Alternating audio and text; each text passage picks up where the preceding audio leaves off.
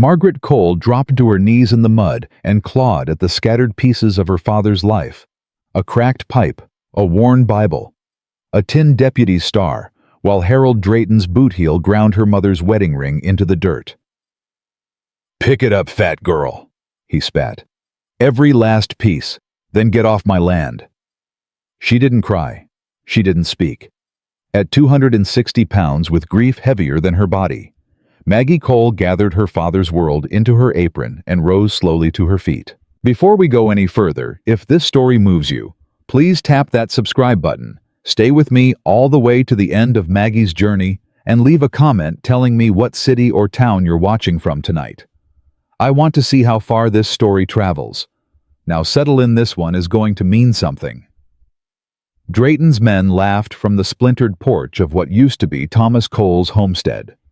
3 of them rolling cigarettes, pretending not to watch. "Don't forget the good book, ma'am," one called out.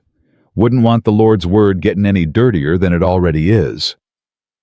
"Anything that woman touches goes heavy in the ground," another muttered. Maggie's hands kept moving. Pipe. Star. A tin-framed photograph with the glass cracked straight through her mother's face. A folded handkerchief that still smelled of pine tar and tobacco. A brass key to a door that belonged to someone else now. "Mr. Drayton." She spoke without looking up. "You signed no paper with my father, not one."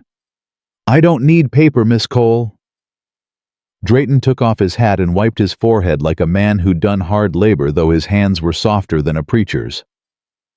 "I got the bank, I got the sheriff, and I got 3 witnesses who'll swear on a stack of Bibles your daddy owed me $430 at the time of his passing." "He owed you nothing. Then why'd he put his X on this promissory note?" "Because he couldn't read, and you knew it." The porch went quiet for half a breath. One of the hands coughed into his fist. Drayton smiled without warmth. "Careful now, Miss Cole. That sounds awful close to calling a man a thief." "I'm not calling Mr. Drayton. I'm saying..." "Well?" He set his hat back on his head. "Say it where somebody cares." She closed her apron over the bundle and stood. She did not wipe the mud from her knees. She did not adjust her bonnet. She faced him square. "Mr. Drayton, you've taken everything a man left behind. I reckon that says more about your pockets than my daddy's account." "It says your daddy was a fool. It says you wait till a man's in the ground before you collect." The youngest hand, a boy who couldn't have been more than 17, dropped his cigarette on the porch boards and stepped on it twice harder than he needed to. Drayton stepped into her path as she tried to pass. "Where you figuring on going, Miss Cole?" "Away from you." "It's 7 miles to the next place of any account." "Then I best start walking." "There's no work for you in Silver Creek. You know that." "I'm not going to Silver Creek. There's nothing the other way but the heart spread, and old Ethan don't take in strays." "Then I'll sleep on the road." "At your size in this August heat, you'd be buzzard meat before sundown." She looked at him then, really looked. Her father's eyes had been pale blue, the color of a shallow creek in winter. Hers were brown like her mother's, and they didn't blink. "Mr. Drayton, if I die on this road today, you'll still have to live with your own face in the mirror tomorrow. I reckon I got the better end of that bargain." The young hand laughed out loud before he could stop himself. Drayton's head snapped toward the porch and the laugh died. "Get her off my property, Jessie." "Yes, sir." But Jessie didn't move, and Maggie was already walking. She did not look back. She knew that if she looked back, even once, her knees would give. She carried her father's life in her apron, and she kept her eyes on the rutted road ahead, and she walked. The sun was already high. The road was hard-baked clay under her boots, cracked like an old plate. She counted her steps to keep from thinking. 100, 200, 500. At the mile marker on the old stone bridge, a wagon passed her going the other way toward Silver Creek. Pastor Hollis held the reins. His wife sat beside him, her hands folded in her lap, her face turned deliberately toward the far hills. "Pastor?" Maggie raised one hand. The wagon did not slow. The pastor's mouth moved, but whatever he said to his wife, and the wagon kept rolling. Maggie lowered her hand. "Well then," she said to no one. She walked another half-mile before her legs began to shake. She stopped at the edge of a dry wash and sat on a flat rock and opened her apron. She laid her father's things out on her skirt one by one, and she spoke to each piece as if he were listening. "The pipe, Daddy. I got the pipe." She set it down. "The star. I got that too." She set it beside the pipe. "Mama's ring." She turned it between her fingers. The gold was scored with the crescent of a boot heel. "I'll polish it, Daddy. I swear I will." She did not cry. She had not cried since the morning they put him in the ground, and she would not cry now because Harold Drayton might be watching the road with a spyglass, and she would not give him that. She wrapped the bundle tight and stood up and kept walking. At the fork where the road split toward the heart, spread an old farmer named Obadiah Grimes was mending fence. She knew him the way everyone knew everyone in that country, by face and by the gossip. "Mr. Grimes." She slowed her step. Obadiah looked up. His mouth worked. He looked past her shoulder as if he expected someone to be standing behind her. "Miss Cole, could I trouble you for a dipper of water?" He looked at the bucket hanging on his fence post. He looked back at her. "Miss Cole, I got a wife at home and 3 head to feed. I'm only asking for water, Mr. Grimes." "Drayton's got a long arm, ma'am." "Is that a no?" The old man worked his jaw. "It's a no, Miss Cole. I'm sorry." "Don't be sorry, Mr. Grimes. Just be honest with yourself about what you are." She walked on. Behind her, she heard the man say something under his breath, and then she heard him say it louder to himself, as if to make himself believe it. The sun climbed. Her bonnet went damp through. Her dress clung to her back and her thighs. Her breath came short and hot. At 260 pounds in August on a clay road with no shade, she was not a woman built for walking. But she was a woman who had been told by Harold Drayton that she could not walk. So she walked. By the time she saw the white-painted crossbeam of the Hart Ranch gate, the sun was 3 fingers above the western ridge and her boots had rubbed her heels raw. She stopped at the gate. She did not step through. A lean, rangy hand was working a post-hole digger 20 yards inside the fence. He straightened when he saw her. He took off his hat. "Ma'am, I'm looking for Mr. Hart." "Mr. Hart's at the South Pen." "Would he mind being found?" The hand studied her. He was maybe 40, weather-worn, missing the tip of his left ear. He settled his hat back on. "Depends on who's doing the finding, ma'am. What's your name?" "Margaret Cole, Thomas Cole's daughter." Something changed in the hand's face. Not pity. Something harder and quieter than pity. "Your daddy ran the coal place up by the ridge." "Used to. I heard." "Most folks have." He nodded once. "I'm Silas. I'll fetch him. You'd best come inside the gate, ma'am. Sun's meaner on that side of the fence than this one." "I'll wait here till he says otherwise, Mr. Silas." "Just Silas, ma'am." Silas. He walked off toward the South Pen at a steady, unhurried pace, and Maggie did not sit. She stood at the gate with her apron bundle at her feet, and she waited. The hands began to drift in from their afternoon work as word traveled. A short, bandy-legged man named Clem came first, pretending to check a water trough. Then a tall boy named Abel, pretending to look for a lost halter. Then Josiah, the oldest of them, who did not pretend at all. He leaned on the gate from the inside and looked her over without hurry. "You the Cole girl?" "I am." "Heard your daddy passed?" "He did." "Heard Drayton took the place." "He did that too." Josiah spat a brown stream into the dust. "Drayton's a son of a dog, and you can tell him I said it." "I don't plan on talking to Mr. Drayton again, Mr. Josiah." "Just Josiah." Josiah. The bandy-legged Clem leaned in from Josiah's shoulder. "What brings you to the heart spread, Miss Cole?" "Work." Clem glanced at Abel.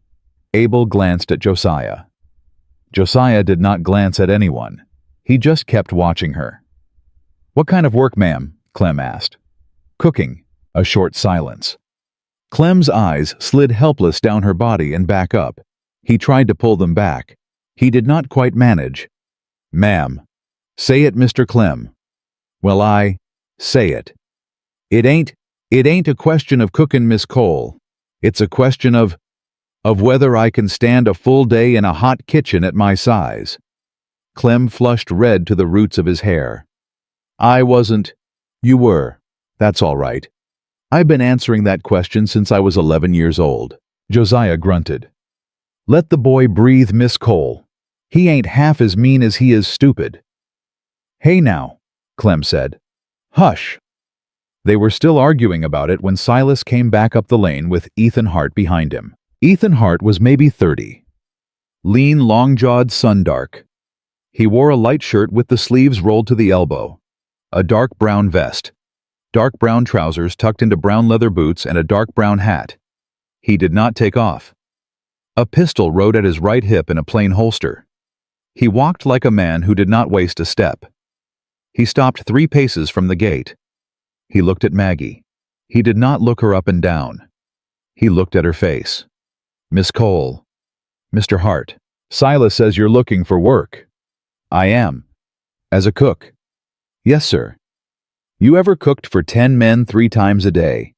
I cooked for my father and 4 hired hands for 6 years, Mr. Hart.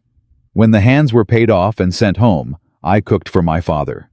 When my father took sick, I cooked for him and for the doctor who sat with him. When my father died, I cooked for the men who dug his grave. That's a lot of cooking, Miss Cole. It's what I know how to do, sir. Ethan Hart was quiet for a long moment. Clem shifted his weight. Abel looked at his boots. Josiah did not look away from his employer's face. You walked here from the coal place? I did. In this heat? Yes, sir. Alone. Pastor Hollis passed me on the bridge. Mr. Grimes wouldn't give me water. Ethan Hart's jaw moved very slightly, as if he were setting a tooth back in place. Silas. Boss? Bring Miss Cole a dipper of water. Cold one off the springhouse. Right now, boss.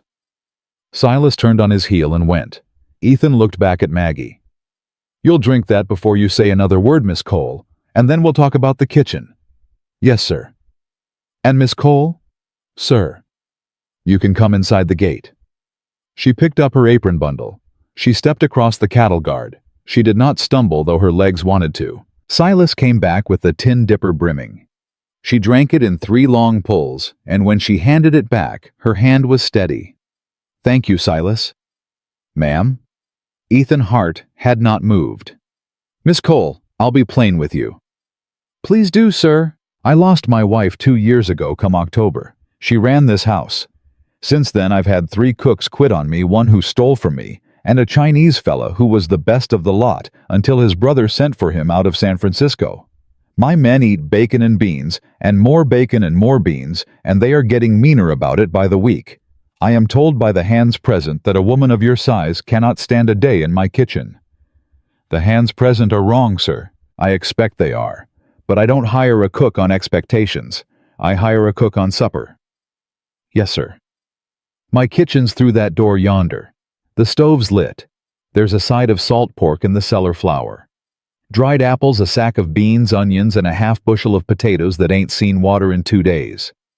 There's a churn of fresh milk come up from the barn this morning. I got 9 men to feed, counting me, in about 40 minutes. 40 minutes, Mr. Hart. 40. I don't eat late, Miss Cole. Not on a workday. Understood, sir. You cook me a supper those men will eat without complaint. You can sleep in the cook's room off the pantry tonight, and we'll talk terms in the morning. You cook me a supper those men complain about. I'll drive you into town myself and put you up at the boarding house for the night on my own dollar. Either way, you don't sleep on the road. Are we square? We're square, sir. Then quit standing out here and go. Maggie Cole picked up her apron bundle. She walked past Silas, past Josiah, past the red-faced Clem, past the staring boy Abel, and she stepped up onto the porch of the Hart Ranch house as if she had walked that porch every day of her life. At the door she stopped. She turned back. Mr. Hart. Miss Cole. I don't need 40 minutes. How much do you need? 30. Josiah laughed out loud. Clem choked. Abel's mouth fell open. Ethan Hart did not laugh. 30 it is, Miss Cole. She went inside. The stove was a great black iron thing, warm, but not hot enough. She opened the firebox, added 3 lengths of split oak, and closed it again. She tied her mother's apron over the one she had used to carry her father's life. She washed her hands in the basin, dried them on a clean flour sack, and rolled her sleeves to the elbow. "All right, Daddy," she said quietly to no one in the room. 30 minutes. She did not rush. A rushed cook burns a meal. She moved. She peeled and sliced 6 onions in a single long rhythm of the blade. She cut the salt pork into cubes the size of dice and set them to render in the largest skillet. She drew water from the pump at the sink, put the potatoes on to boil, and while they cooked, she stewed the dried apples with a heavy hand of cinnamon from the spice box above the stove and a knife tip of the precious brown sugar she found in a tin behind the flour. She made biscuits from memory. She did not measure. Her mother had beaten the measuring out of her at 9 years old, saying a woman who cooked by the cup was a woman who cooked by somebody else's hand. The biscuits went into the oven on a blackened pan. She mashed the potatoes with fresh milk and butter and salt and the tender inside of a roasted onion. She set the salt pork and onion gravy on the back of the stove to stay hot. She pulled the stewed apples off the fire with cloth-wrapped hands. At 28 minutes by the clock on the mantel, she opened the kitchen door and called into the yard. "Supper, Mr. Hart." The hands came in slow. They came in ready to not be impressed. They came in ready to look at the plate and set the fork down and walk back out and tell the boss the new cook wasn't any better than the last one. Clem came in first, smirking. Abel came in behind him, his face already rehearsing a polite lie. Josiah came in last, hat in his hands, and he sat down at the long pine table without a word. Ethan Hart sat at the head. Maggie Cole laid down 9 plates. Biscuits golden and rising. Pork and onion gravy brown and thick, the fat running clear. Mashed potatoes whipped soft. Stewed apples with cinnamon steam curling off them in the lamplight. A tin of fresh milk in the center of the table. Clem picked up his fork with a performer's slowness. He took a bite of the potatoes. He chewed. He swallowed. He did not smirk. He took another bite. Abel bit a biscuit in half. He stopped chewing. He stared at the remaining half in his hand. Josiah ate steadily, head down, like a man who did not want to be interrupted. Nobody spoke. Nobody complained. Nobody spoke at all. The only sounds in the kitchen of the Hart Ranch that August evening were the scrape of forks on tin plates and the slow, steady breathing of 9 grown men who had quite suddenly remembered what food was supposed to taste like. At the head of the table, Ethan Hart set down his fork. He looked across the plates at the plus-sized woman standing quiet by the stove with her mother's apron tied over her father's grief. He said nothing. He did not need to. The silence of 8 working men eating a supper they had not believed possible from a woman they had been told was worthless. That silence said everything a man like Harold Drayton would never be able to unsay. And Margaret Cole, who had walked 7 miles through August heat with her daddy's Bible in her apron, untied her mother's strings and hung the apron on the peg by the door, the way a woman hangs it when she means to come back in the morning. Before the sun came up, Maggie Cole was already in the kitchen. She had slept 4 hours in the narrow cook's room off the pantry. Her father's bundle tucked under the pillow, her boots set by the door in case she had to leave in a hurry. She did not expect to have to leave in a hurry, but she had not expected a great many things in her life, and she had learned to set her boots by the door. She had the fire going and the coffee on before the first hand stirred in the bunkhouse. Ethan Hart came in at 5:15. He hung his hat on the peg, nodded once, and sat down at the long pine table without a word. She poured him a cup of coffee. He drank half of it before he spoke. "Miss Cole." "Mr. Hart?" "You sleep." "Some." "Room suit you?" "It suits me fine, sir." "Good." He turned the tin cup in his hand. "I said we'd talk terms in the morning." "You did. $10 a month board and the cook's room. You keep the kitchen, the pantry, and the spring house. You don't touch the ledger book. You don't touch my late wife's things in the front parlor, and you don't answer the door to any man wearing a Drayton brand unless I'm in the yard." "Yes, sir." 12 on the first month. Account of you walked here." 10's plenty, Mr. Hart. 12, Miss Cole. 10, sir. If I take 12 for walking, then next time I'll want 15 for running, and pretty soon I'll be charging you by the mile. Josiah, coming through the door at that moment with Silas behind him, laughed out loud. Boss, that woman's gonna cost you more than a cook ever did, and she ain't even took the job yet. She took it last night, Josiah. Then pour me some of her coffee before she changes her mind. Maggie poured. Silas tipped his hat to her. She nodded back. Clem came in behind them, red-faced in the lamplight, and would not look her in the eye. Mornin', Miss Cole. Mornin', Mr. Clem. About last night, ma'am. What I said. You didn't say anything last night, Mr. Clem. You ate 3 helpings of mashed potatoes, and you asked for the biscuit recipe. Well, and the answer is no. Josiah choked on his coffee. Silas grinned into his cup. Clem's whole face went the color of a branding iron. Ethan set his cup down. Miss Cole, you always this easy on a man before sunup? I'm not easy on him at all, Mr. Hart. I'm telling him a recipe is a thing a woman earns. Mr. Clem hasn't earned mine yet. Fair enough. She went back to the stove. Behind her, she heard Clem mutter, Lord have mercy, and Josiah answer him, Son, you stepped in it, and she ain't gonna let you out. The breakfast she set before them was bacon fried eggs, hot biscuits with sorghum, and a pan of gravy made from the bacon drippings and the last of the milk. Abel ate 7 biscuits. He counted them aloud as he ate them, and when he reached 7, Josiah reached across the table and took the pan away from him. Boy, you're gonna founder. Leave some for a man who works. I work, Josiah. You dig. That ain't the same thing. By 6:30, the men were out in the yard with their horses, and Maggie was alone in the kitchen with the dishes and a stack of potatoes for the noon meal. That was when the knock came at the back door. She did not open it right away. She wiped her hands on her apron. She walked to the door and stood to the side of it the way her father had taught her when she was a girl, and she said through the wood, Who is it? Mrs. Hollis, Miss Cole, the pastor's wife. Maggie's hand did not move to the latch. What can I do for you, Mrs. Hollis? Open the door, dear. Let's not speak through timber. The door's fine where it is, Mrs. Hollis. Say what you came to say. There was a silence on the other side. Then the pastor's wife spoke, and her voice had gone tight as a fence wire. Margaret Cole, I come as a Christian woman on an errand of Christian mercy. The Lord's mercy don't usually need a wagon and a bonnet to deliver it, Mrs. Hollis. The whole town is talking, Margaret. I expect they are. About you, about this house, about the fact that a widower has taken in a woman of your situation without a chaperone in sight. My situation, Mrs. Hollis? Don't be difficult, dear. You know what folks are saying. I don't, ma'am. I've been in this kitchen since 4 in the morning. Why don't you tell me what folks are saying? Another silence. Longer this time. They're saying Ethan Hart has taken in a woman of no reputation. They're saying you threw yourself at him on the road.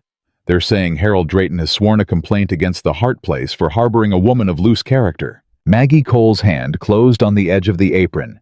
She did not open the door. Mrs. Hollis. Yes, dear. You passed me on the bridge yesterday. You passed me on the bridge, and your husband held the reins, and you turned your face to the hills.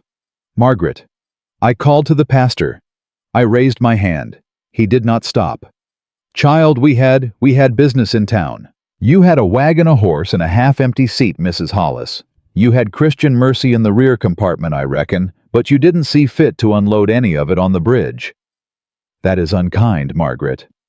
It is true, Mrs. Hollis, and since you've come all this way at Mr. Drayton's asking, he did not ask me. Since you've come all this way to tell me what the town is saying, you can carry a message back. Tell them Thomas Cole's daughter is cooking for her keep in an honest kitchen. Tell them she sleeps alone in the cook's room off the pantry. Tell them Mr. Hart has not laid a finger on her, nor spoken an improper word, nor will he. And tell Mr. Drayton that if he's going to swear a complaint, he'd best swear it on something that'll hold, because Thomas Cole's girl has a memory longer than his pocketbook. Margaret Cole, open this door. No, ma'am. I'm trying to help you.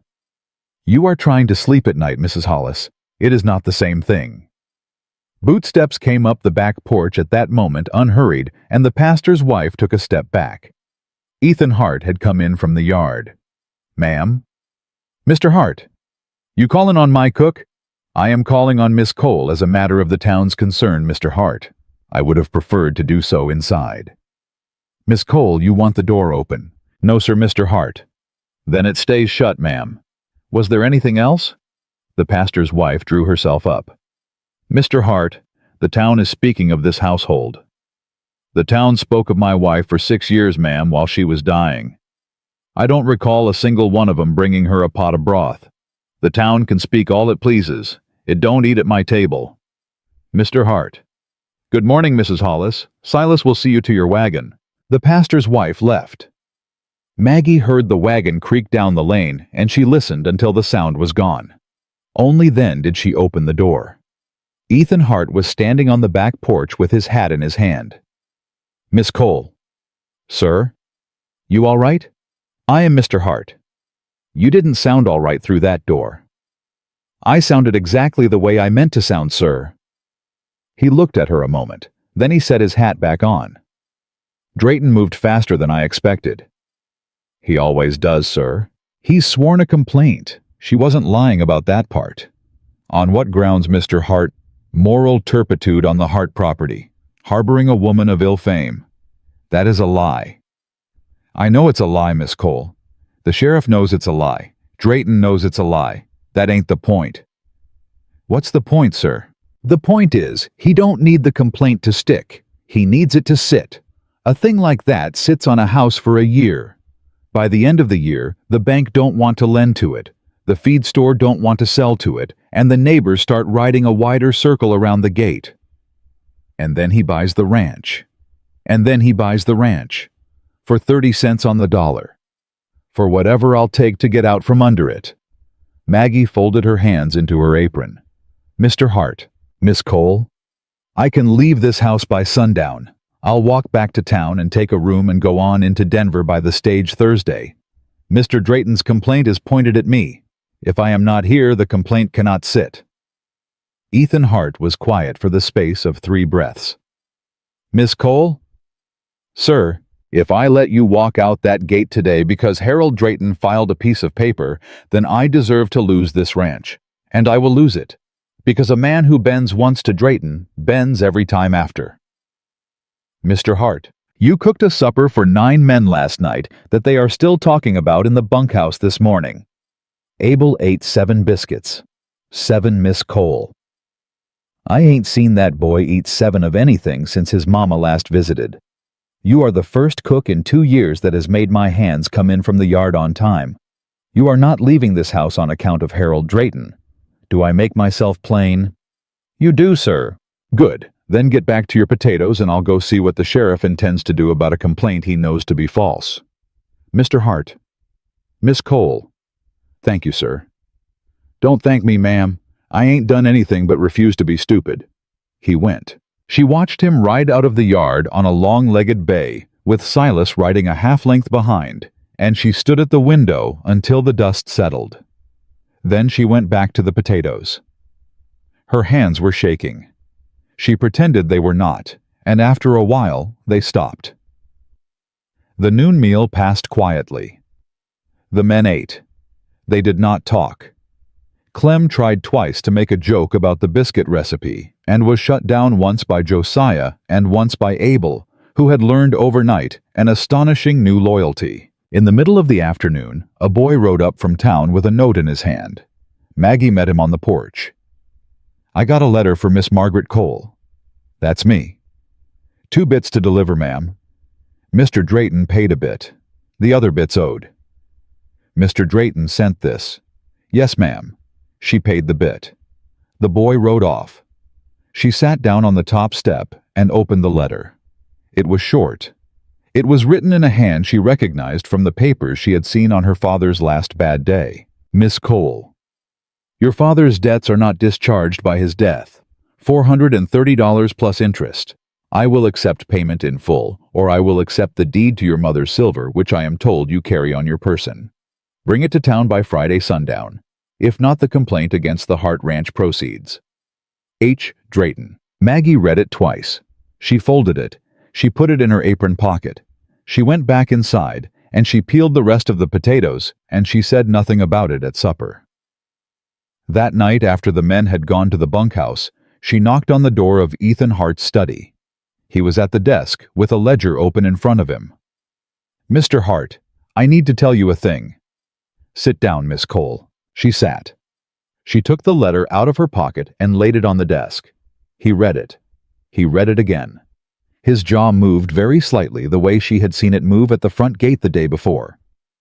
"Your mother's silver, Miss Cole. A tea service, sir. 8 pieces.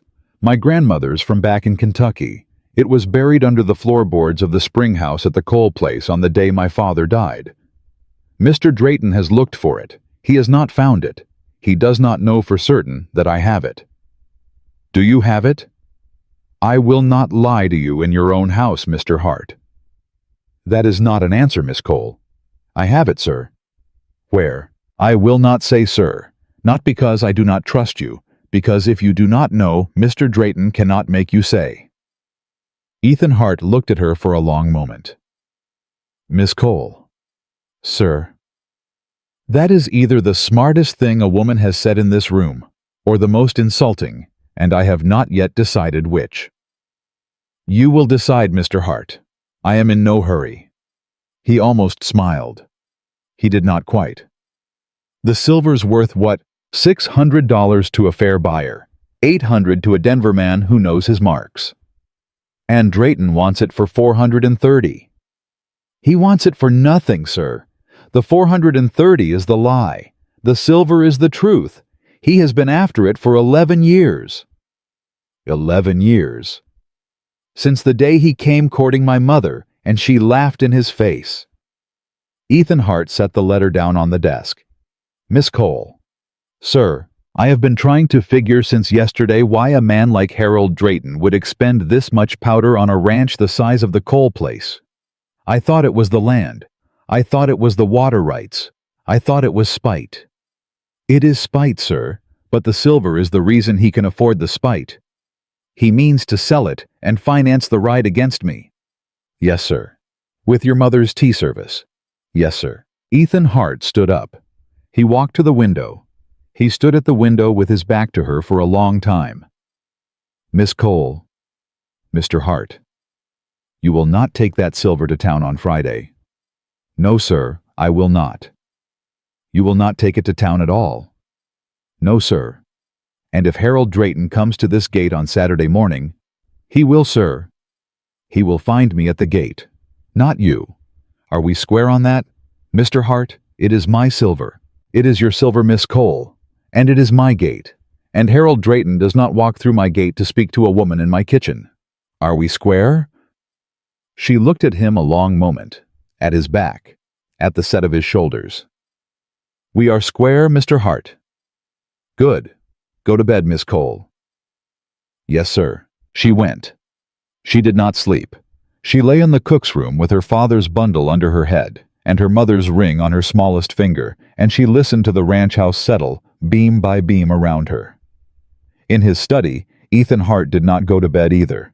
He sat at the desk with Harold Drayton's letter in front of him, and he turned it corner to corner in the lamplight until he had memorized every stroke of the ink. And out past the pasture fence in the dark, beyond the ranch gate, a single rider sat a bay horse on the road from Silver Creek and watched the lamp in the study window burn until the small hours of the morning, when at last it went out. The rider on the bay horse was gone by first light, but his tracks were not. Silas found them at sunrise riding the fence line the way he did every Tuesday, and he came back to the yard at a steady lope and swung down without hitching. "Boss." "Silas." "A man sat a horse on the Silver Creek Road last night, from about 9 till the small hours." "Which side of the gate?" "Outside. Didn't cross. Just watched." "How do you know?" "He rolled 2 cigarettes and let 'em die. The papers are still there. Brand on the horse was a double D." "Drayton." "One of his anyway." Ethan Hart was already at the coffee when Maggie came in from the spring house with a crock of butter in her hands. She set the crock on the table. She did not ask. He told her anyway. "Drayton had a man on the road last night, Miss Cole. Watching the house. Watching the lamp in my study." He wanted to see how late you sat up with the letter. He wanted to see if I was worried. And what did he see, sir? He saw a man who sat up too late, which is what he wanted to see. She poured him coffee. Her hand was steady. It had been steady since 4 in the morning, which was when she had stopped pretending she was going to sleep. Mr. Hart. Miss Cole. Today is Thursday. I know what day it is. He gave me until Friday sundown. I know. He will come tomorrow, not Friday. Ethan looked up at her. Why tomorrow? Because if I was going to take the silver to town, I would take it Friday morning. He wants to stop me from taking it, which means he comes tomorrow. Miss Cole. Sir. You have thought about this a great deal. I have thought about Harold Drayton for 11 years, Mr. Hart. He has not thought about me for one. Josiah came through the door at that moment with a rifle cradled across his forearm. He leaned it against the wall and poured himself coffee without being asked. Boss, that sorrel out in the east pastures got a split hoof. Might want to ride him in by noon. Josiah. Boss. Drayton's coming tomorrow. Josiah set his cup down slowly. Here. To the gate. With how many? I don't know yet. I'll know by supper. I didn't ask you to find out, Josiah. You didn't have to, boss.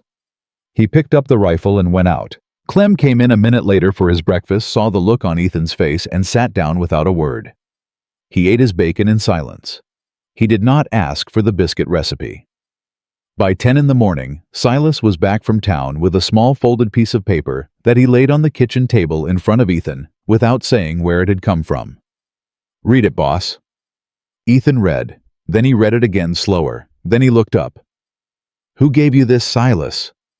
A woman. What woman? Ms. Abernathy.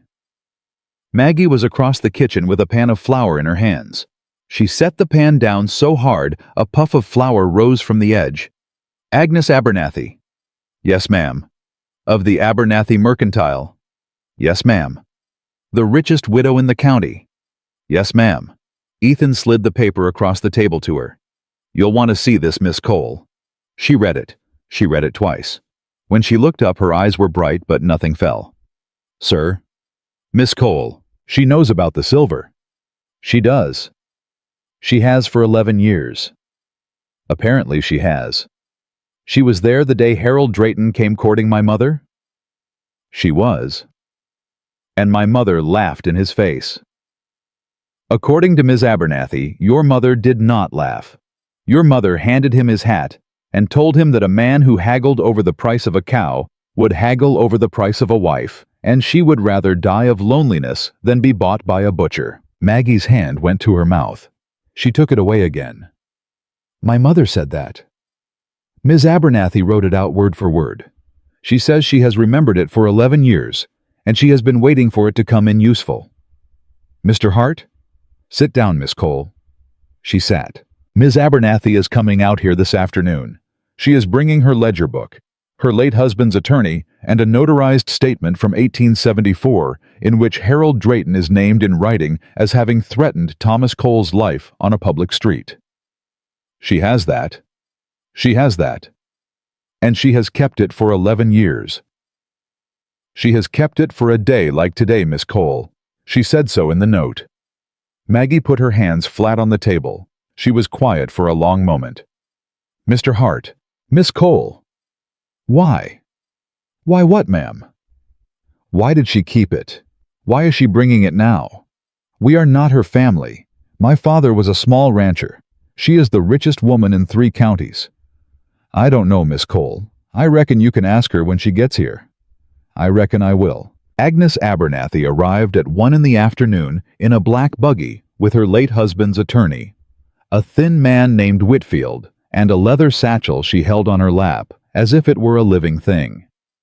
She was 62 years old, 4.5 feet tall in her boots, and she walked up the porch steps like a woman who had never been kept waiting in her life. Mr. Hart. Ms. Abernathy. I will take my coffee black, and I will take it in the kitchen because that is where the cook is, and the cook is why I am here. Yes, ma'am. Maggie met her at the kitchen door. Agnes Abernathy stopped 2 paces from her and looked up into her face, and Maggie looked down into hers, and neither of them spoke for a long, slow moment. Margaret Cole. Mrs. Abernathy, your mother was the only woman in this county who ever told me the truth to my face. Ma'am, she told me I was a mean little banty hen who mistook money for character. She said that. She said it in my own front parlor at my own tea in front of 6 other women, and I threw her out of my house and did not speak to her for 3 years. Ma'am, and then Harold Drayton came courting her, and she turned him out, and he swore in the street he would ruin her husband, and I heard him swear it with my own ears. And I went home that night, and I wrote it down, and I signed it, and I had it notarized because your mother was the only woman who ever told me the truth to my face, and I reckoned a day would come when somebody would need the truth told back. Maggie's eyes were wet. She did not let them fall. Mrs. Abernathy. Margaret, why did you not come to my father when he was dying? Agnes Abernathy's mouth tightened. She did not look away. Because I am a coward child, and because Drayton has money in my store, and a cousin on my bank board, and I told myself there would be another day to use this paper. And then your father died, and I told myself the day had passed. And then Mrs. Hollis came into my store yesterday morning and told me the pastor had passed a woman on the bridge with her father's Bible in her apron and had not stopped the wagon. And I went home child, and I took this paper out of the safe, and I looked at my face in the glass, and I asked myself what my husband would have thought of me. And here I am. Ma'am, I will not ask your forgiveness, Margaret Cole. I have not earned it. I will only ask that you let me stand in your corner tomorrow morning when that man rides up to this gate. Maggie Cole reached out with both hands. She took Agnes Abernathy's small gloved hands in her own. She held them. Mrs. Abernathy, child, you are standing in my corner now. The small woman's eyes filled just once and then went dry again. Yes, well, let us not make a spectacle. Where is the coffee? The attorney Whitfield laid out 3 documents on the kitchen table. The 1874 statement, a duplicate of the promissory note Harold Drayton claimed Thomas Cole had signed.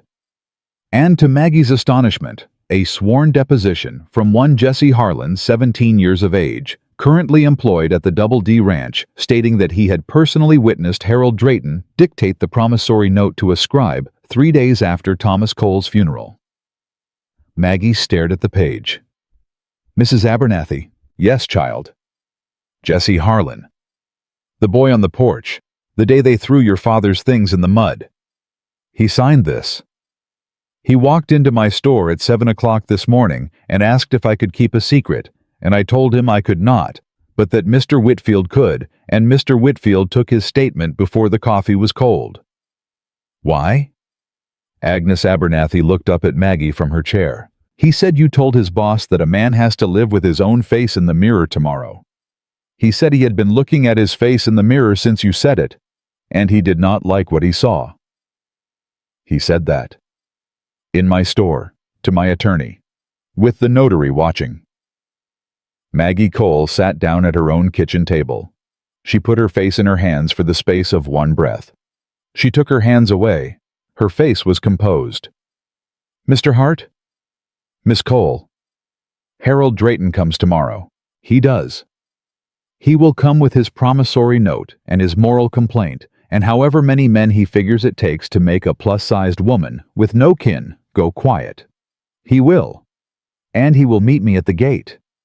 He will meet me at the gate, Miss Cole.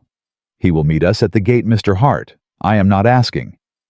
Ethan Hart looked at her across the table. Agnes Abernathy watched the two of them and said nothing. The attorney Whitfield adjusted his spectacles. Miss Cole. Sir, I said yesterday that Harold Drayton does not walk through my gate to speak to a woman in my kitchen. I heard you, Mr. Hart. I meant it. I know you did, sir, and I respect you for it, but Harold Drayton did not take the ranch from you. He took it from my father. He did not ride past Mrs. Hollis on a bridge. He rode past me. He has not been trying to ruin the Hart place for 11 years. He has been trying to ruin the Cole name. And the Cole name, sir, is standing in your kitchen. A long silence. Ms. Abernathy. Mr. Hart. What do you figure? I figure, Mr. Hart, that if you deny that woman her own gate, you will lose her respect by Sunday, and your cook by the following Tuesday, and you will deserve both. Ethan Hart almost laughed. All right, Miss Cole. Thank you, sir. We'll meet him together. Yes, sir. That night, for the first time since she had walked up the Hart Ranch Road, Margaret Cole slept. She slept hard and dreamless, and when she woke at 4, she was not afraid. By 7 the next morning, the yard was quiet in a way it had not been quiet before. Silas was on the roof of the bunkhouse with a rifle across his knees. Josiah was at the gatepost. Clem and Abel were in the barn pretending to work with shotguns laid across 2 sawhorses inside the open doors. Agnes Abernathy and her attorney were in the parlor with the 3 documents on the center table. And Ethan Hart, with his brown vest buttoned and his pistol riding easy at his hip, walked out the front door of the house at 1 minute before 8. Maggie Cole walked out beside him. She wore a clean brown dress. Her hair was pinned. Her mother's ring was on her smallest finger. Her father's deputy star was in her apron pocket. At 8 o'clock, Harold Drayton came up the road with 4 men behind him. He pulled up 10 yards from the gate. His eyes went to Ethan first. Then they went to Maggie, and they stayed. Miss Cole. Mr. Drayton. You did not come to town. I did not, sir. I gave you a deadline. You did, sir. It has not yet passed. It has not, sir. Then why am I at this gate a day early? You tell me, Mr. Drayton. A muscle moved in Harold Drayton's jaw. Hart. Drayton. You got no part in this. Step aside and let me talk to my debtor. She is not your debtor, Drayton. The note says she is. The note is a forgery. I have a sworn statement from your own hand, Jesse Harlan, that says you dictated it 3 days after Thomas Cole was in the ground. Harold Drayton went very still. Jesse Harlan. Your hand. Jesse Harlan is a 17-year-old liar. Hart and I will take him apart on the witness stand before I am done. You will not take him anywhere, Drayton, because he will not be standing by himself. Ms. Agnes Abernathy is in my parlor with an 1874 statement in which you are named in your own words as having threatened the life of Thomas Cole on a public street. It is notarized. It is witnessed. It has been in her safe for 11 years. Harold Drayton did not move. Agnes. Agnes Abernathy, sir. The wealthiest widow in the county. The woman whose store you buy your flour from. The woman whose bank your cousin sits on. She has a ledger, Drayton. She has a lawyer. And she has a memory. Harold Drayton's face did something Maggie had never seen it do. It went pale at the temples, and then it went red at the neck, and the 2 colors met in the middle and fought. Hart. Drayton. You are a widower. That woman is a cook. The town will not stand for it, and a sworn statement from a gossip ain't going to change that. And then Margaret Cole stepped forward 1 step so that she stood a hand's breadth in front of Ethan Hart. Mr. Drayton. Sit down, Miss Cole. This ain't yours to speak. Mr. Drayton. My father did not lose because he was weak. I said sit down. He lost because you play dirty. And 11 years ago, my mother laughed in your face, and you have been trying to wash that laugh off your face ever since, and you have never managed it, and you never will. I see it now, Mr. Drayton. The whole county is fixing to see it. You fat-mouthed fatherless. The click of Silas cocking the rifle on the bunkhouse roof was the loudest sound in Colorado that morning. Harold Drayton did not look up. He did not have to. Drayton. Hart. Finish that sentence, and we end our business on the road. A silence. One of Drayton's men shifted in his saddle. The horses felt it. One blew out a breath. Harold Drayton did not finish the sentence. He sat his horse, and the color in his face fought itself, and after a moment he said very quietly, as if to himself, "This is not over, Hart." "It is over, Drayton. You just ain't figured it out yet." The complaint stands. The complaint will be withdrawn by Monday, or Ms. Abernathy will call your cousin off of her bank board by Tuesday. She told me to tell you so. Harold Drayton looked at Ethan Hart. He looked at Margaret Cole. He looked at the rifle on the roof of the bunkhouse, and the shotgun barrels in the dark of the barn, and the small round shape of Agnes Abernathy, standing now on the porch of the ranch house with her attorney at her shoulder. He wheeled his horse. His men wheeled with him, and Harold Drayton, who had ground a wedding ring into the dirt and thrown a dead man's life into the mud, rode off the Hart Ranch at a walk, because to ride off at a gallop would have been to admit what had just happened, and he could not yet afford to admit it. Margaret Cole did not lower her eyes until his last man was gone past the bend in the road. Then she turned slowly, and she looked at Ethan Hart, and she said quite calmly, as a woman says a thing she has been holding for 11 years, "Mr. Hart, I believe I will go see about breakfast." She walked back up the porch and into her kitchen, and she did not shake until she was alone by the stove, and then she shook only once, and then she put the coffee on. The coffee pot trembled once in her hand, and then it did not tremble again. Margaret Cole stood at the stove and poured 9 cups before she turned around, and by the time she turned, her face was the face of a woman who had been cooking breakfast on the Hart Ranch for 6 years instead of 6 days. Agnes Abernathy came into the kitchen first, still in her traveling gloves. She sat down at the long pine table without being asked, and she took the coffee Maggie set before her, and she said quietly, "Margaret." "Ma'am." "Your mother would have run him off that gate with a broom." "My mother had a broom, Mrs. Abernathy. I had a rifle on a roof." "Your mother had the rifle, child. She just never let anyone see it." Maggie Cole almost smiled. She did not quite. Ethan Hart came in a minute later with Josiah behind him, and Josiah had Jesse Harlan by the elbow, and Jesse Harlan was 17 years old and pale as new flour. "Boss." "Josiah." "Found this one on the road a half-mile out. Sittin' a horse with nothing on it but a saddle and a change of shirt." "Jesse." "Mr. Hart. Drayton turned you out." "He didn't get the chance, sir. I rode out before he come back." "Why?" "Because, sir, when a man like Mr. Drayton comes back from a gate he's been whipped at, he don't come back looking for coffee. He comes back looking for a name to blame it on. And I had already signed my name on a piece of paper this morning." Agnes Abernathy set her cup down. "Jesse Harlan." "Ma'am." "Come here, boy." Jesse came. He stood in front of the small woman like a man standing in front of a judge he did not yet know he was afraid of. "Jesse." "Ma'am." "Did you come here to hide behind Mr. Hart?" "No, ma'am." "Then what did you come here to do?" "Jesse." Harlan swallowed. He looked at Ethan. He looked at Maggie. He looked back at Agnes Abernathy. "Ma'am, I come to tell the rest of it." The kitchen went quiet. "The rest of what, son?" "Mr. Drayton didn't only forge a note on Mr. Cole, ma'am. He forged one on old man Pritchard 2 years back after his stroke. And he forged one on the widow Yates in '82, right after her husband fell off the barn.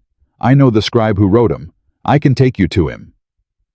Maggie Cole sat down. She had not meant to sit down. Her knees had decided for her. "Jesse." "Miss Cole." "The widow Yates." "Yes, ma'am." "The widow Yates lost her place in '83. "She did, ma'am. She is living with her sister in Pueblo, in a back room. I saw her at the stage depot last November." "Yes, ma'am." "And Pritchard died in the poor ward." "He did, ma'am." Agnes Abernathy's small hand closed into a fist on the tabletop. "Mr. Whitfield." "Ma'am." "Get your pen." "I have it, ma'am. Take the boy's full statement. Names, dates, the scribe, the towns. Every last word. Then you take it on the noon stage to Denver yourself, and you put it in the hands of Judge Merriman, and you do not come home until he has read it." "Yes, ma'am." Jesse Harlan, 17 years old, looked at the woman who had told him that morning that she could not keep a secret, and he looked at the attorney unbuckling a fresh page from the satchel, and he said very quietly, "Mrs. Abernathy." "Yes, son." "I ain't got a place to go after this." "You have a place, Jesse Harlan. You have a room over my store, and a job behind my counter, and a wage of $18 a month, and you will keep them as long as you keep telling the truth to my face. Are we square?" "Ma'am, I." Are we square, Jesse? Yes, ma'am. Then sit down and start talking. Outside hoofbeats came up the lane. Silas came in from the porch with his rifle uncocked and his hat in his hand. Boss, sheriff, how many men? Just the one. Alone. Alone, boss. Ethan Hart looked at Maggie. Miss Cole. Mr. Hart. You want to hear this in the kitchen or in the parlor? At the gate, sir. At the gate. She untied her apron. She hung it on the peg by the door. She put her mother's ring on her smallest finger, which was already there, and she touched it anyway. Sheriff Tom Buckner was 53 years old and had been sheriff of the county for 16 of them. He had held Thomas Cole's hand at the funeral. He had also, 3 weeks before the funeral, accepted a loan from Harold Drayton against a piece of land his wife did not know about. Both things were true. Maggie knew the first. Agnes Abernathy had just told her the second in the hall on the way to the door. Sheriff? Mr. Hart, Miss Cole. Tom. Ethan. What brings you out? Sheriff Buckner took his hat off. He did not put it back on. A complaint, Ethan, signed by Harold Drayton at first light, charging this house with harboring a woman of... Tom. Ethan. You said Harold Drayton signed it at first light. I did. Before he came to this gate. Before he come to this gate. Before he knew what this house had on him. Well, Tom, look at me. Sheriff Buckner looked. Tom, you know that complaint is a lie. Ethan, You know it. I know what I have to enforce, Ethan. You know the difference between a thing you have to enforce and a thing you have to pretend you believe. Ethan, don't... And then Agnes Abernathy stepped down off the porch and Sheriff Tom Buckner looked past Ethan Hart and he saw the small woman coming and the color went out of his face. Agnes. Sheriff Buckner. Agnes, Tom Buckner. Do you remember the loan? Agnes. Do you remember the loan, Tom? The one your wife does not know about. The one Harold Drayton carries on a scrap of paper in his vest pocket. Agnes, for God's sake. I bought that paper out of his vest pocket last Wednesday, Tom, for the face value. It is in my safe. It is yours, Tom Buckner, for the price of a torn complaint and an honest walk back to your office. Sheriff Buckner stood at the Hart Ranch gate with his hat in his hand, and for a long moment he did not speak, and the only sound was a meadowlark somewhere out past the south pasture. Agnes? Tom. You didn't. I did. Last Wednesday. Last Wednesday, Tom. The day after Thomas Cole's funeral. I wasn't going to use it. I was going to hand it back to you at Christmas with a bow on it. But it seems Christmas has come early this year, and the bow is your badge. Sheriff Buckner put his hat back on. He took the folded complaint out of his inside pocket. He looked at it. He looked at Maggie Cole. He tore it once across and then once the other way, and he let the pieces fall on the dirt at his boots. Ms. Cole. Sheriff. I held your daddy's hand when they put him in the ground. I know you did, Tom. I should have held it the week before. I should have rode out to the Cole place and asked him what he was signing. I did not. I was a coward and a borrower, and I was both at the same time, which is the worst kind of coward a man can be. Tom. Ma'am. You rode out here alone. I did, ma'am. Harold Drayton told you to bring 2 deputies. He did. You told him you'd serve it yourself. I did. Why? Sheriff Buckner looked at the torn paper on the dirt. Because, ma'am, somewhere between his front porch and this gate, I remembered that I was the one put the star on, not him. Maggie Cole reached into the pocket of her dress, and she took out her father's deputy star, and she held it in her palm. Thomas Cole had carried it for 6 years as a part-time deputy before he had gone rancher full-time. The tin was dulled. The pin was bent. Tom? Ms. Cole. Take this. Ma'am, I can't. Take it, Tom. Carry it in your pocket. When you start to forget who put the star on, you put your hand in your pocket, and you feel that one, and you remember it was my father who pinned it on you in the first place. He was the one wrote your recommendation, Tom. He told me so the week before he died. Sheriff Tom Buckner took the star. He closed his hand over it. He did not look up. Ms. Cole. Tom, I'll be back out here before sundown, with the 2 deputies, because Harold Drayton is fixing to do one more thing today, and I'd rather be on the right side of it when he does. What one more thing, Tom? Sheriff Buckner looked at her. The silver, ma'am. Maggie went still. He knows where it is. He figured it out sometime between the gate and his front porch, ma'am. He's got 2 men saddled and he's riding to the Cole place. He thinks you buried it there before you walked. It is there, Tom. I know it is, ma'am. Under the spring house floor. I know, ma'am. How do you know? Because Ms. Cole, your daddy, told me where he put it the last time I sat with him. He told me in case you ever needed a friend to help you dig it out. He did not tell me so I could tell Drayton. He told me because he knew one day I'd have to choose. Maggie Cole looked at the sheriff a long moment. Tom? Ma'am? Choose. I already did, ma'am. I tore the paper. He swung up on his horse. He wheeled. He rode off at a hard lope back toward town, and he did not look back. Ethan Hart turned to Maggie. Miss Cole. Mr. Hart. We ride. Sir. Josiah, Silas, Clem, Abel. Saddle up. Rifles. Now. Boss. Now Josiah. Yes, boss. Maggie put a hand on Ethan's sleeve. It was the first time she had touched him. He looked down at her hand. He did not move his arm. Mr. Hart. Miss Cole. I am coming. No, Miss Cole. Yes, sir. That silver is my mother's. If you go to the Cole place without me, and Harold Drayton is already there, and something happens, I will spend the rest of my life knowing I sent a man to fight for a thing that was mine to fight for. I will not do that, sir. I am coming. Ethan Hart looked at her hand on his sleeve. He looked at her face. Miss Cole. Sir. Can you sit a horse? I can sit a horse.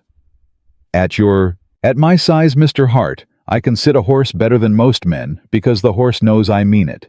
Put me on the big gray. Ethan Hart did not quite smile. Put her on the big gray, Silas. Boss, that gray throws strangers. He will not throw this one. Boss? He will not throw this one, Silas. Saddle him. They rode out of the Hart ranch at a hard trot, 6 of them with Agnes Abernathy standing on the porch, holding her attorney's hand, and calling after them to ride careful. The big gray did not throw her. The ride to the Cole place was 3.5 miles by the Ridge Road. They did not take the Ridge Road. They took the old cattle trace that cut behind the Pritchard Bottoms because Josiah had run cows on it in '87, and he knew it would save them 1.5 miles. And they came down through the willow brake on the back side of the spring house at 11:15 in the morning, and they were not expected. Harold Drayton was on his knees in the spring house. He had his coat off. He was prying up the 4th plank from the wall with a crowbar, and 2 of his men were standing in the door with their backs to the willows, and one of them was smoking, and the other was complaining about the heat. Mr. Drayton. Harold Drayton went still. He did not turn around. Miss Cole. Get up off that floor, sir. Miss Cole, I am engaged. Get up off my mother's floor, Mr. Drayton. I will not ask a second time. The 2 men in the door turned. They saw the 6 riders in the willow brake. They saw Silas's rifle, already up and steady. They saw Josiah's shotgun leveled. They saw Ethan Hart with his hand on his hip, but not yet on his pistol, which was worse, because a man whose hand is not yet on his pistol is a man who has not yet decided. Drayton. Hart. Get off that floor. I am within my rights as the lien holder of this. You are not the lien holder of anything, Drayton. Sheriff Buckner tore your complaint at my gate 40 minutes ago. Mr. Whitfield is on the noon stage to Denver with a sworn statement from Jesse Harlan that lists 3 forgeries, including this one. Ms. Abernathy has the paper on the sheriff, and the sheriff has chosen. You are not a lien holder, Drayton. You are a trespasser on the property of Margaret Cole. Harold Drayton very slowly set the crowbar down. He stood up. He brushed the knees of his trousers. He turned around. This is not... Put your hands away from your coat, Drayton. Silas has been waiting for you to reach. Harold Drayton put his hands at his sides. Hart. You cannot prove. We can prove it, Drayton. The scribe's name is in the deposition. The bank entries are in Ms. Abernathy's ledger. The widow Yates is giving her statement in Pueblo this afternoon. You can call it a bluff if you want. You will call it a bluff from a jail cell. You would not dare. I would dare Drayton, but I don't have to. Sheriff Buckner will dare for me. He'll be here in 30 minutes with 2 deputies, and he is coming to take you back on a charge of forgery in 3 counts, which, as you know, in this state, is 10 years at Canyon City, on each count to run consecutive. Harold Drayton's face did the thing again. The pale at the temples, the red at the neck. They met in the middle, but this time when they met, the red did not win. Miss Cole. Mr. Drayton, your mother. Do not, sir. You do not get to say her name. Your mother laughed at me in front of Mr. Drayton. She didn't laugh. Harold Drayton stopped. She told me, Mr. Drayton, the week before she died, what she said to you that afternoon in Mrs. Abernathy's parlor. She told me word for word, and I have carried it in my head for 11 years the way Mrs. Abernathy carried it on paper, and I reckon I will say it to you now, sir, so you do not have to wonder any longer. Miss Cole. She told you that a man who haggled over the price of a cow would haggle over the price of a wife. She told you she would rather die of loneliness than be bought by a butcher. And she told you, sir, that the reason she was turning you out was not that she did not like you. It was that she did not respect you. And respect, Mr. Drayton, is the one thing in this whole wide country you have never once been able to buy. Harold Drayton did not speak. Ethan Hart took 2 steps forward. Drayton, walk out of that spring house. Hands where Silas can see him. Harold Drayton walked out of the spring house. His hands were where Silas could see them. His 2 men had already laid their rifles down without being asked on the dirt at their feet. Sheriff Buckner and his deputies came up the front road at 1:45, and they put Harold Drayton on a horse with his wrists tied in front of him, and they took him to town at a walk, because a walk is a slower thing than a gallop, and the whole county by sundown would have time to see it. Margaret Cole did not watch him go. She was already on her knees in her mother's spring house, lifting the 4th plank from the wall, and she was reaching down into the dark with both hands, and she was bringing up 1 piece at a time into the good daylight: a silver teapot, 2 cream jugs, a sugar bowl, 4 small silver cups, a tea service for 8 from back in Kentucky that had belonged to her grandmother and to her mother, and now at last, without apology and without debt, to Margaret Cole herself. When she had all 8 pieces laid out on the spring house floor, she sat back on her heels and she put a hand on the silver, and she said very quietly, so that only she and her mother and the clean Colorado daylight could hear, "I got it, Mama. I got all of it."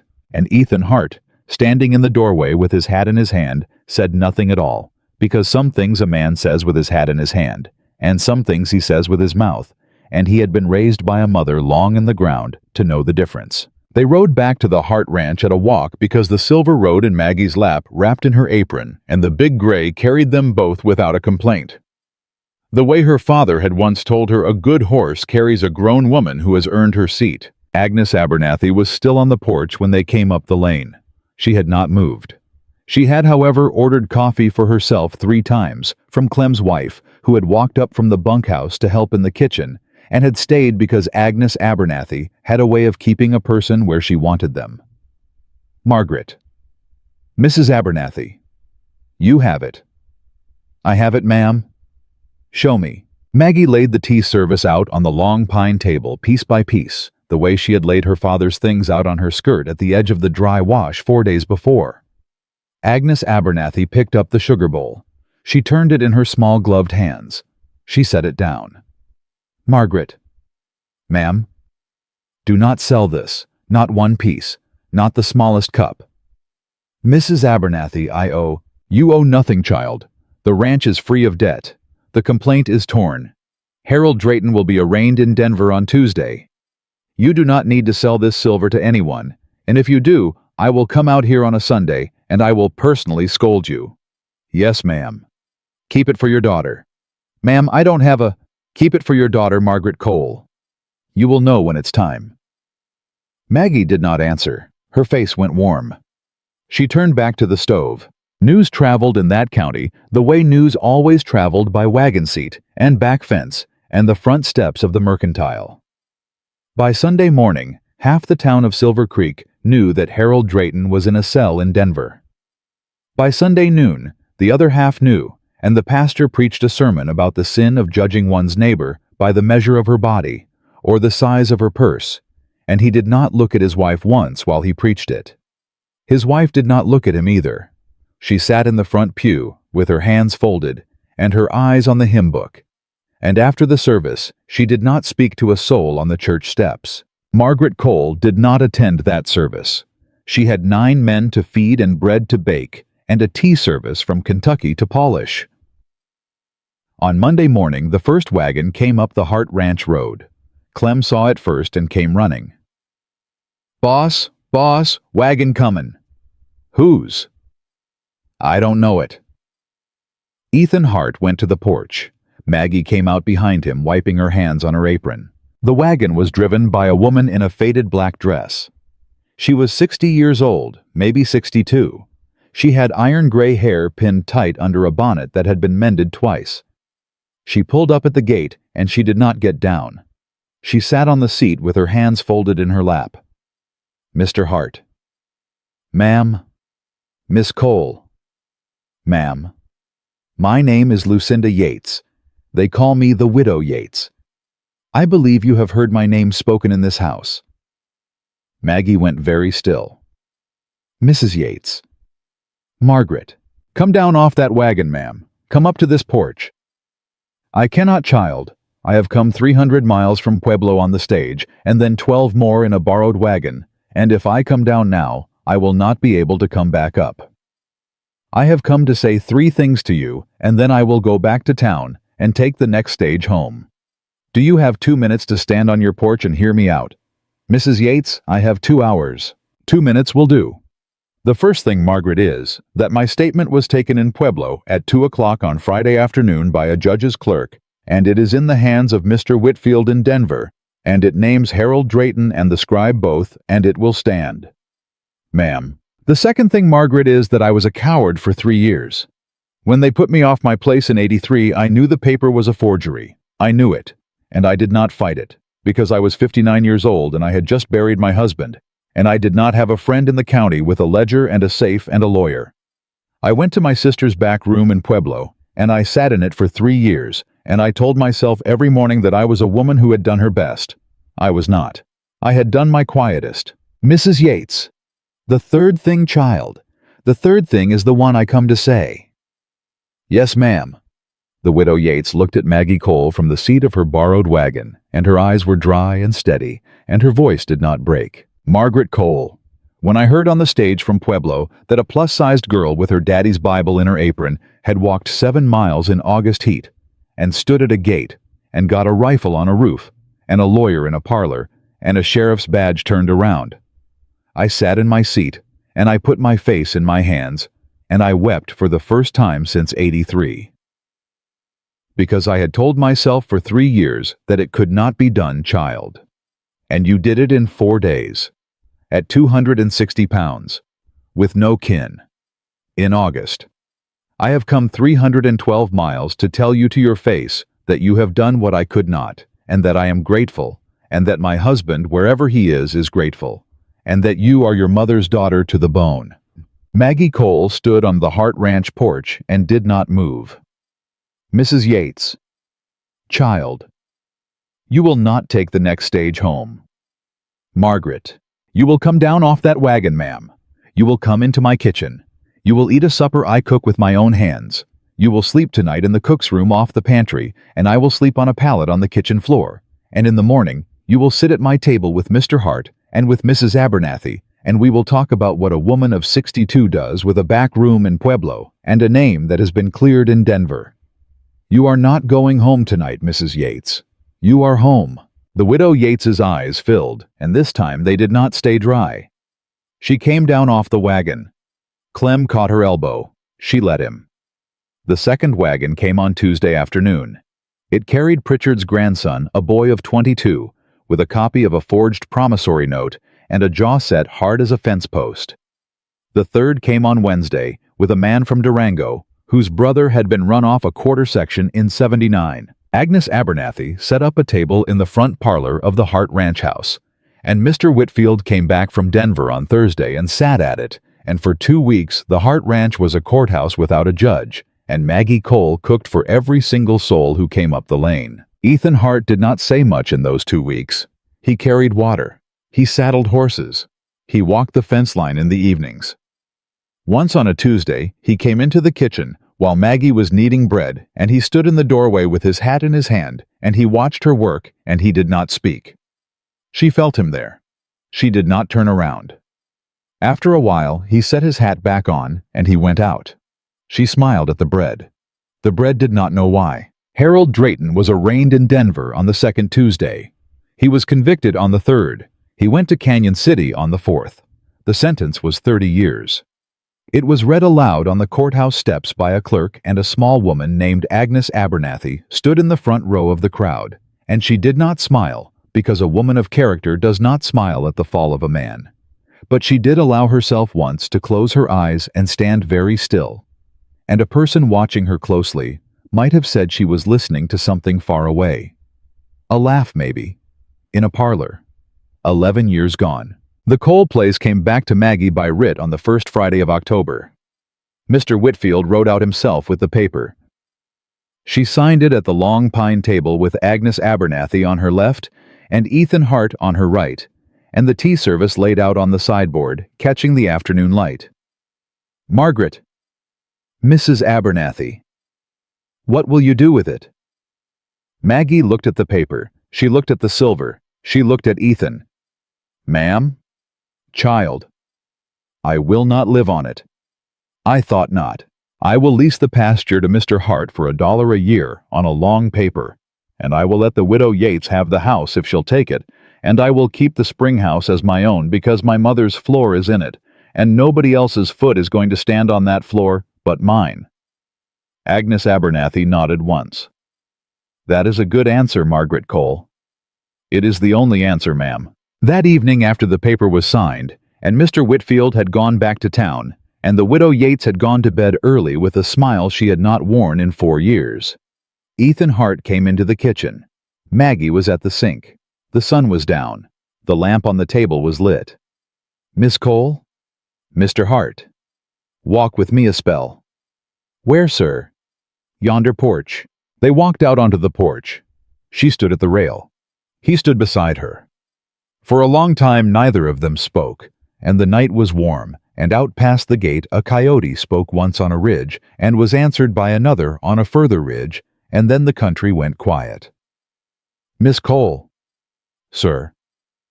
I've been trying to say a thing for 2 weeks. I know you have, Mr. Hart.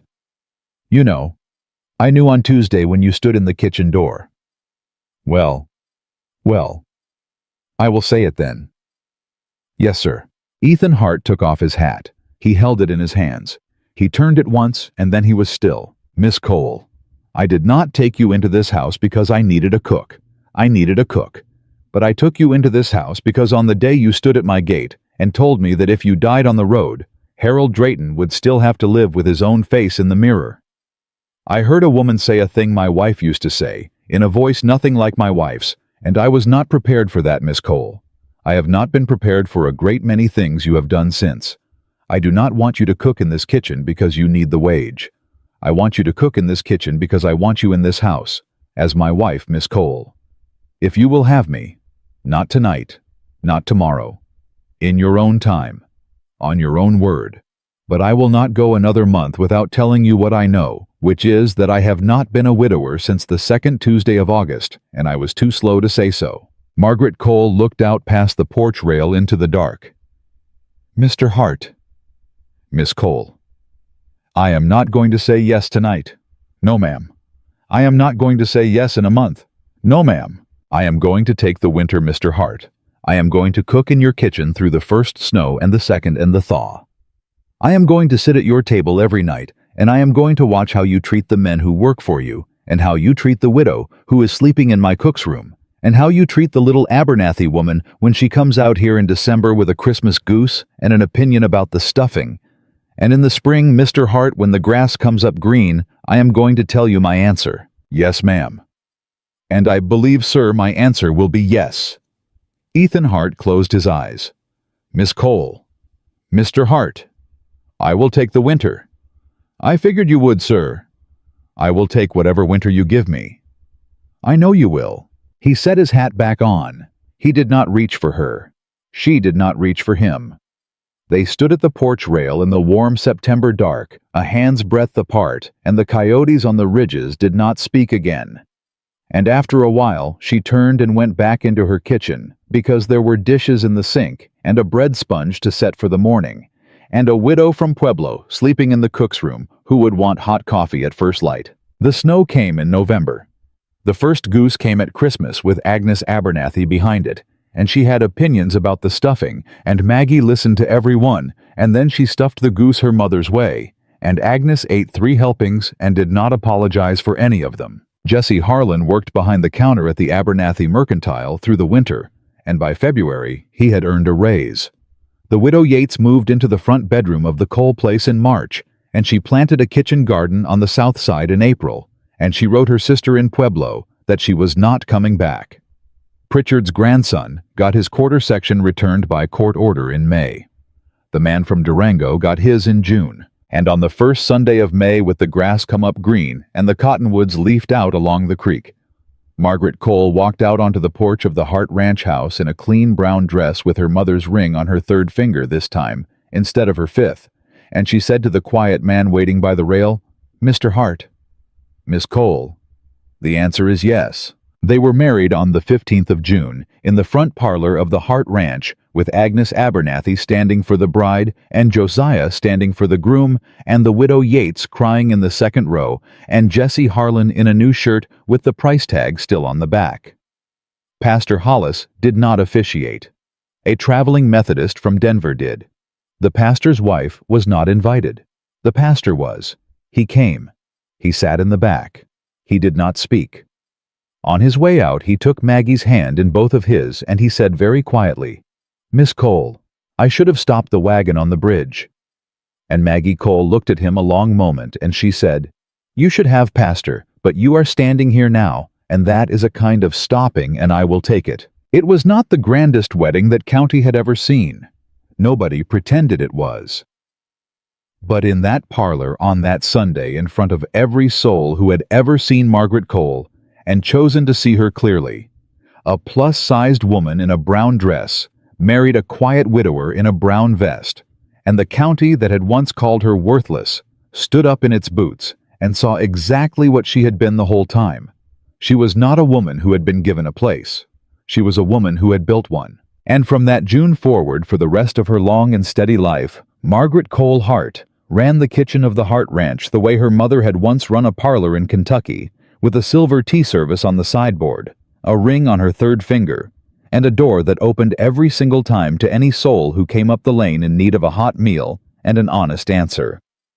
They had called her useless.